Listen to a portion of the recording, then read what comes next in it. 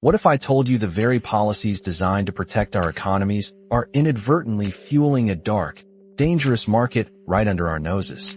We often see tariffs as shields, safeguarding local industries and balancing trade. But what if these shields also have a surprising and quite destructive backside?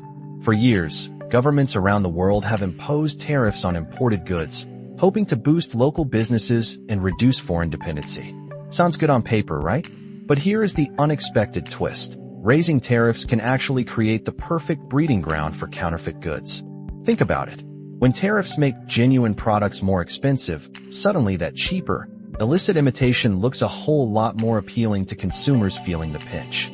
It's a classic case of good intentions paving the way for a less-than-ideal outcome. We've seen this play out time and again. Remember 2018, when the US increased tariffs on Chinese imports? Suddenly, popular items like Nike shoes, Apple accessories, and luxury handbags became pricier. What happened next? Sales of counterfeit versions surged on e-commerce sites. Consumers, looking for value, unknowingly empowered the illicit trade.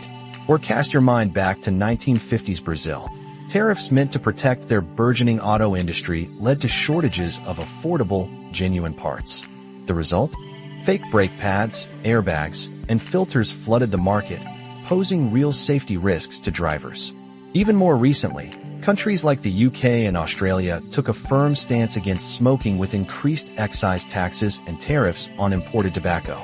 Many consumers didn't quit. They simply turned to illicit and counterfeit cigarettes smuggled in to bypass those very tariffs. The impact of this isn't just an abstract economic number. It's a cascade of serious problems for everyone involved. Governments lose out on vital tax income because counterfeiters operate in the shadows, avoiding VAT, customs duties, and corporate taxes. Legitimate businesses take a massive hit, seeing sales diverted, profits plummeting, and sometimes even forcing them to cut jobs. They also have to pour millions into protecting their brands and fighting these fakes in court. And you, the consumer? You face direct health and safety risks. Imagine buying fake medicine that doesn't work, or a crucial car part that fails because it didn't meet any safety standards. Counterfeiting drains public funds, destroys legitimate jobs, endangers us all, and even funds criminal activities. This problem hits developing countries particularly hard, and South Africa is no exception. It undermines industrial development and erodes investor confidence. We are talking about counterfeit goods impacting everything from fashion to electronics. The Consumer Goods Council of South Africa estimates the counterfeit market accounts for as much as 10% of our economy, and SARS believes illicit trade costs us over our 100 billion every single year.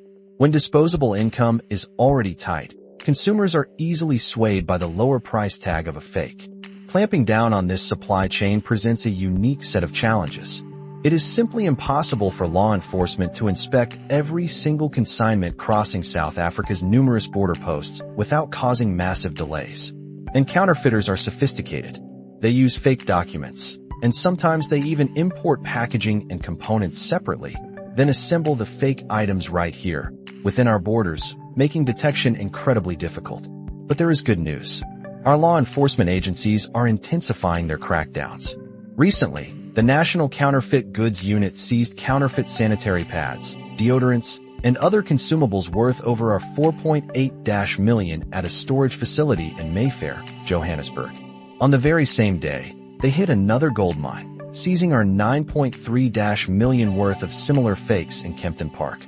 And just this past April, a massive R400 million haul was discovered at a freight depot south of Durban, all stemming from just 2 suspicious containers. So what happens to all these seized goods once they are caught? Historically, they went into storage, then ultimately to destruction, often involving powerful chemicals and landfill sites, creating another environmental headache. But South Africa is pioneering a smarter, more sustainable approach. The Companies and Intellectual Property Commission, or CPC, has launched a pilot project aimed at addressing the high costs and environmental damage of traditional destruction methods. Now, instead of just destroying them, we are seeing initiatives to recycle and upcycle these counterfeit goods. Imagine them being repurposed into toys for children and pets, or even becoming tools and art supplies for local communities. This innovative program is even creating job opportunities for small and medium enterprises. We're not alone in this. European organizations like React Sustains are doing similar work, breaking down fakes into raw materials for recycling and sale. It makes you wonder, doesn't it? While tariffs are implemented with the best of intentions, they clearly have a complex and sometimes damaging ripple effect on the market for counterfeit goods, impacting our economy and endangering our safety. It shows us that simply seizing goods isn't enough.